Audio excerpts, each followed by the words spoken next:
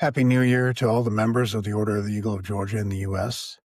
My name is Jason Hatch, and I'm a retired Army officer and a former diplomat, and I'm currently serving as the Rector Coordinator for the United States. I was appointed to this role in March of 2025 by His Royal Highness Prince David at our Investiture Ceremony in New York City, and I reside in Virginia. First, I would like to apologize to everyone. It's been a little bit chaotic and communications have not been as smooth as they should be. Please understand that we're playing little catch up and trying to build a little bit of organization in. I'm not quite sure how the Rector for the Americas, Dr. Kimon Andrew, managed things because it's been quite chaotic. But rest assured, when I talk a little bit about what is to come in 2026, I think you'll see a smoother flow of information. So I wanted to prepare this message just so that I could speak to everybody and explain a little bit about what took place in 2025 and where we're going to go in 2026. So 2025 was kind of a bittersweet year for many of us in the order. A lot of us, the newer members and members that will be invested at the upcoming investiture ceremony, came to His Royal Highness's attention based on our participation in the Afghan crisis resettlement refugee issue. So this past year, based on the geopolitical scene and the signals we're receiving from our own government, we made the difficult decision to turn that program under Operation Snow Leopard off. So doesn't mean we're giving up on those individuals in the pipeline, but we can no longer actively pursue new avenues and routes for individuals who may be seeking asylum or safety elsewhere.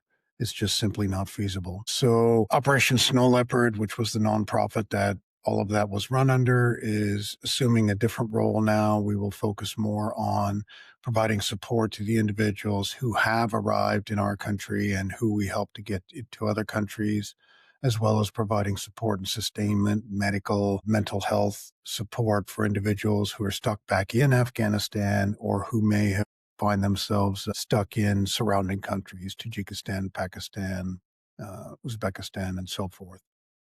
So while it was a bittersweet decision, at the same time, we're very proud of the fact that we did get over 2,000 people out. Most are thriving and doing well in their new countries. And I think anyone who was involved in the effort will tell you that it was the purest thing that we've worked on, and it was very selfless, and it epitomizes service, which is what the mission for the order is. So that chapter is closed for us. We also participated in high-level meetings at the United Nations with Dame of the Grand Cross, Virginia Gamba, and her office. She was the special representative for the Secretary General for Children in Armed Conflict, and they hosted us in March. It was quite interesting to learn about their mission and see potential tie-ins between the international order and the UN's mission.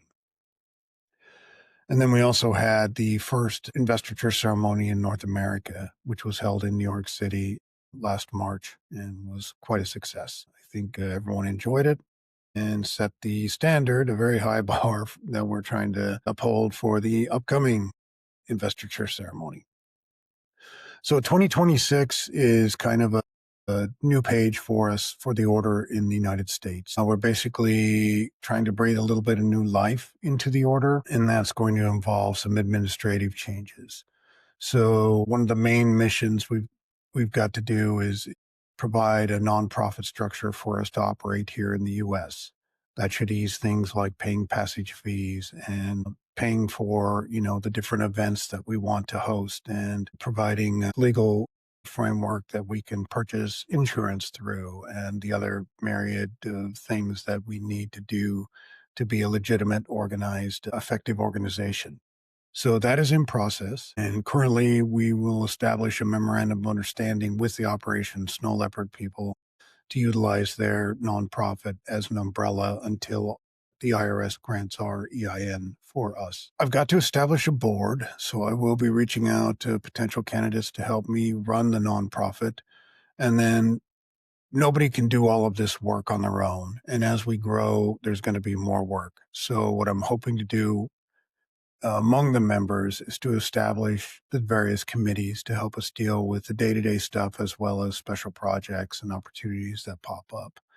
So you'll hear more about that. And I'll be very interested in hearing your feedback on what committees should be established, who has expertise that matches up with certain areas, and we'll go from there. We also need to get a website set up and running, and we're discussing that right now. So the next big event on the calendar in 2026 is the Investiture Ceremony in March in Hollywood. So that'll take place on the 21st, which is a Saturday in Hollywood, and it will be held at the venerable Post 43, which is the Hollywood American Legion Post, which is got a storied past and is a beautiful venue and it's very historic. So that I think will be interesting for those who have never seen it. Um, That'll be followed by a gala dinner similar to what took place in New York last year, and that'll be held at the Astor Hotel in LA. And we have several VIPs, dignitaries, and members of other royal houses that have signaled that they plan to attend that event. I've asked members of the orders to try and schedule their travel early so that we can meet on the 20th, which is the Friday before the investiture ceremony, at the Astor Hotel in a conference room for a roundtable. It should start at 2 o'clock in the afternoon and run till approximately 5 p.m. And what we hope to accomplish during the roundtable is kind of discuss fleshing out the administrative organizational challenges that we face. And then we also have an award to give His Royal Highness at that event from some of the Afghans who he helped to resettle. And then we are also going to raise the curtain on one of our signature projects and also discuss with the members of the order where we think we can put our efforts in 2026 and beyond. So we are going to do our best to try and live stream that event for those members who are unable to attend. So look forward to a link to that as we get closer to the date. Now, one of the big signature events that we've gotten permission from His Royal Highness to pursue is a human trafficking project, specifically an anti-sex trafficking project that we've called Aisha's Notebook. And what it is basically is a radio drama that is set in a fictitious country in Africa and follows two young women who graduate from their high schools up country and move to the cities and get caught up in this nefarious trafficking network. And the whole goal behind that is to use powerful storytelling to try and help potential victims, the vulnerable population, people who might find themselves in this situation, to be able to, one, recognize some of the techniques and the tactics that the human traffickers often use so they can avoid it, and then two, to report on it. And we'll give them the tools on how best to report on it if they believe they are witnessing a recruitment effort or something like that. It's going to be a 6-episode radio drama, and we are going to engineer it so that it's not strictly used for radio, but we can use it to eventually come up with an animated series that can be distributed via YouTube, podcast for those that like to stream those. But we chose radio because Africa and many countries in the developing region still rely on radio as the most important means of receiving information. And, data is very expensive in many of these areas. We take that for granted in developed countries because it's usually unlimited. But for these people, radio is the best method. And there is already a logistics trail established with the large distributing networks and local affiliate stations all throughout the developing world. So we're going to leverage that and use this to get the message out. Now, Aisha's Notebook is going to serve a number of purposes for us. It's going to be our initial entree into human trafficking, which is a problem that we think is worth tackling. It's writing the radio drama for one region and keeping things focused on a potential victim should look for in order to avoid getting caught up in such a scheme, is going to allow us to take this radio drama, change the language, add in some cultural nuances, and change the character names, and then redistribute the drama in areas in Southeast Asia, in Latin America, in the Caribbean, in the United States, in Europe, so that we have potentially global coverage. Now, how can the order get involved? You as members.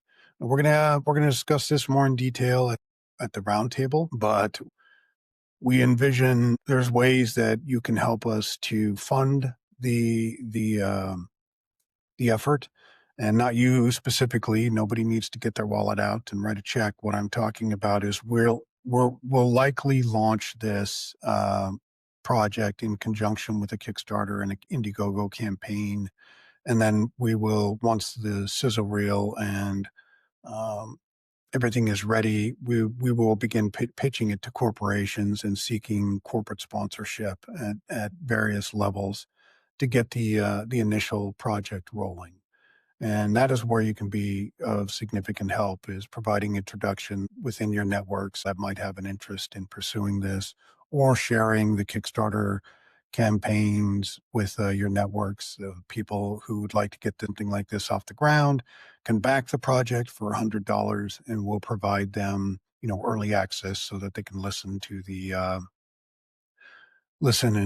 project before anybody else does. Or, for those that contribute at a significantly higher level, we'll set up a Q&A session with the voice actors and the producers, the writers, and so forth. So that is one way you can get involved. And we think this really has the potential to pick up steam. We're learning a lot about how these series are distributed across BBC, across Radio France International, Deutsche Welle, Voice of America. It may be difficult. We're not quite sure exactly what its current status is, but rest assured there are several organizations that work with radio in an analog format to get information and programs out. So we think that will have a very significant impact, and it will also provide us the ability to fund further projects. Something that we've discussed with the Rector for the Americas is that, revenue that is generated from Aisha's Notebook, uh, which is not used to pay for the cost of the program and to produce it, we will determine a suitable amount to put back into the coffers for the Order of the Americas, and hopefully defray some of the pesky costs that are associated with being a member of our order. And there'll be more to discuss about that when we get to the roundtable.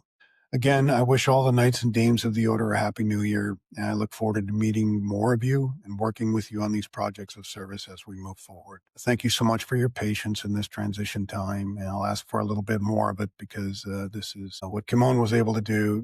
Took a superhuman effort, and I'm not quite up to his standards. So as soon as we get a team built and we have an actual organizational structure over us, then I think things will run smoother and we'll be able to benefit our members and serve their needs much better.